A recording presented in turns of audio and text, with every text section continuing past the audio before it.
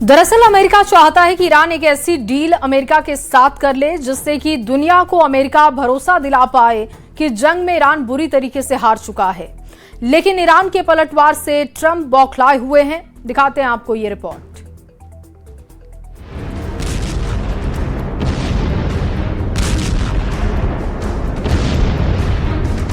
و هیچ ثبات فکری و گفتمانی ندارد به هیچ عنوان قابل اعتماد نیست و متاسفانه سران آمریکا به کسی اختیارات فرماندهی نیروهای مسلح را واگذار نمودند. Iran अपनी इसी missile ताकत के दम पर अब अपने पुल का बदला खाड़ी देशों के 8 पुलों पर हमला करके ले सकता है। अब आप उन 8 पुलों की लिस्ट के बारे में भी जान लीजिए जिसे IRGC ने तैयार किया है।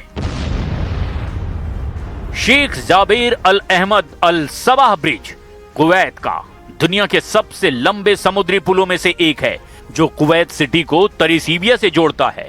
इस पर ईरान हमला कर सकता है। King Fahd causeway Saudi Arab to Bahrain, Saudi Arab और बहरीन को जोड़ने वाला एकमात्र स्थलीय मार्ग जो रसद के लिए बहुत महत्वपूर्ण है, ये भी ईरान की टारगेट लिस्ट में है।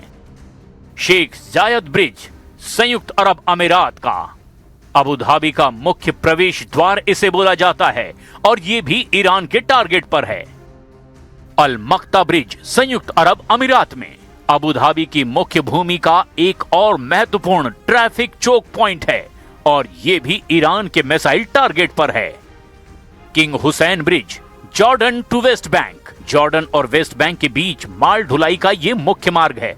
अगर यह तबाह हुआ तो जॉर्डन की सप्लाई चेन पर सीधे असर पड़ेगा। अब्दुन ब्रिज जॉर्डन का अम्मान का एक प्रमुख केबल स्टेयर्ड पुल जो शहर के यातायात के लिए जीवन रेखा है। अगर इस पर भी हमला किया गया तो यह जॉर्डन पर ट्रिपल अटैक साबित होगा।